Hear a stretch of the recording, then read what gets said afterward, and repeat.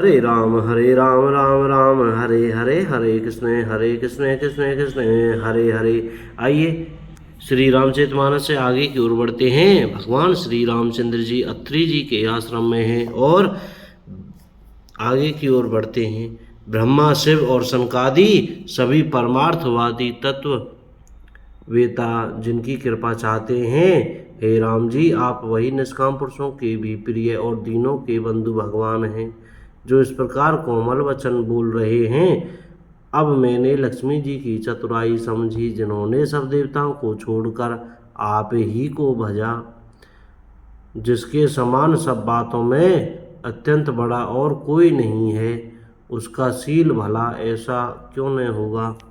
मैं किस प्रकार कहूँ कि हे स्वामी आप अब जाइए, हे नाथ आप अंतर्यामी हैं, आप ही कहिए। ऐसा कहकर धीर मुनि प्रभु को देखने लगे। मुनि के नेत्रों से प्रेमाश्रुओं का जल बह रहा है और शरीर पुलकित है। मुनि अत्यंत प्रेम से पूर्ण है, उनका शरीर पुलकित है और नेत्रों को श्री राम जी के मुख कमल में लगाए हुए हैं। मन में विचार कर रहे हैं कि मैंने ऐसे कौन से जप तप किए थे जिसके कारण मन ज्ञान मन और इंद्रियों से परे प्रभु के दर्शन पाए। जप योग और धर्म समूह से मनुष्य अनुपम भक्ति को पाता है। श्री रघुवीर के पवित्र चरित्र को तुलसीदास रात दिन गाता है।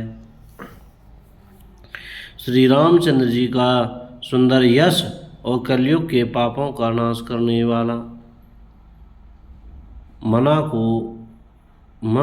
मन को दमन करने वाला और सुख का मूल है। जो लोग इसे आदरपूर्वक सुनते हैं उन पर श्री राम जी प्रसन्न रहते हैं। वह कठिन कलिकाल पापों का खजाना है, इसमें न धर्म है न ज्ञान है और न योग तथा जप ही है। इसमें तो जो लोग सब भरोसों को छोड़कर श्री राम जी को ही भजते हैं वे ही चतुर हैं।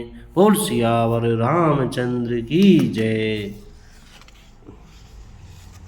मुनि के चरण कमलों में सिर नवाकर देवता मनुष्य और मुनियों के स्वामी श्री राम जी वन को चले। आगे श्री राम जी हैं, उनके पीछे छोटे भाई लक्ष्मण जी दोनों ही मुनियों का सुंदर वेश बनाए अत्यंत सुशोभित हैं। दोनों के बीच में श्री जानकी जी कैसे सुशोभित हैं, जैसे ब्रह्मा और जीव के बीच माया हो। नदी वन पर्वत और दुर्गम घाटियाँ सभी अपने स्वामी को पहचान कर सुंदर रास्ता दे देते हैं। जहाँ जहाँ देव श्री रघुनाथ जी जाते हैं वहाँ वहाँ बादल आकाश में छाया करते जाते हैं। रास्ते में जाते हुए विराट राक्षस मिला, सामने आते ही श्री रघुनाथ जी ने उसे मार डाला। श्री राम जी के हाथ से मरते ही उसने तुरंत सुंदर दिव्य रूप प्राप्त कर लिया। दुखी देखकर प्रभु ने उसे अपने परम धाम को भेज दिया। फिर वे सुंदर छोटे भाई लक्ष्मण जी और सीता जी के साथ वहाँ आए जहाँ मुनि सरभंग जी थे।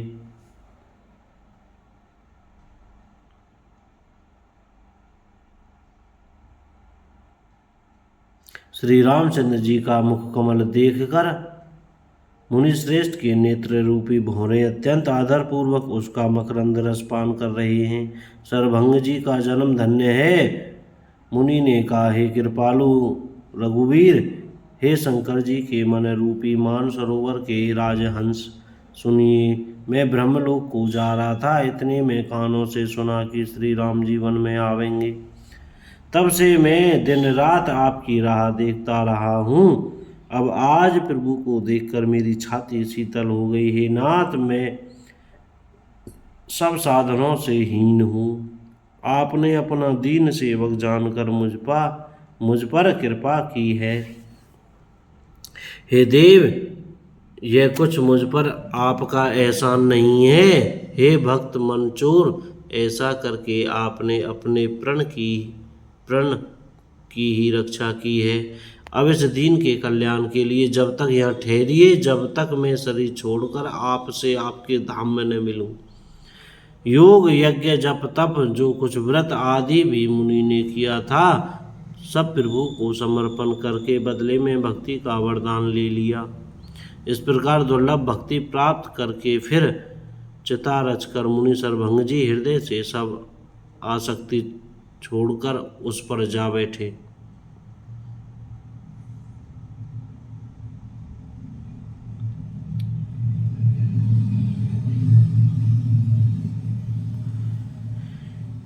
हे नीले मेघ के समान श्याम शरीर वाले सगुण रूप श्री राम जी, श्री सीता जी और छोटे भाई लक्ष्मण जी, प्रभु आप निरंतर मेरे हृदय में निवास कीजिए। ऐसा कहकर सर्वभंग जी ने योगाग्नि से अपने शरीर को जला डाला और श्री राम जी की कृपा से वे बैकुंठ को चले गए।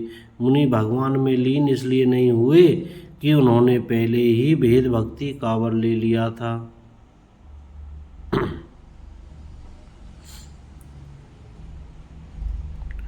ऋषि समूह मुनि श्रेष्ठ सर्वभंग जी की यह दुर्लभ गति देखकर अपने हृदय में विशेष रूप से सुखी हुए। समस्त मुनि वृंद श्री राम जी की स्तुति कर रहे हैं और कह रहे हैं, शरणागत हितकारी करुणानंद करुणा के मूल प्रभु की जय हो। फिर श्री रघुनाथ जी आगे वन में चले। श्रेष्ठ मुनियों के बहुत से समूह उनके साथ हो लिए। हड्डियों का ढेर देखकर श्री रघुनाथ जी को बड़ी दया आई। उन्होंने मुनियों से पूछा, बोल सियावर रामचंद्र की जय। कोई गलती हो गई हो तो क्षमा करें। सीताराम।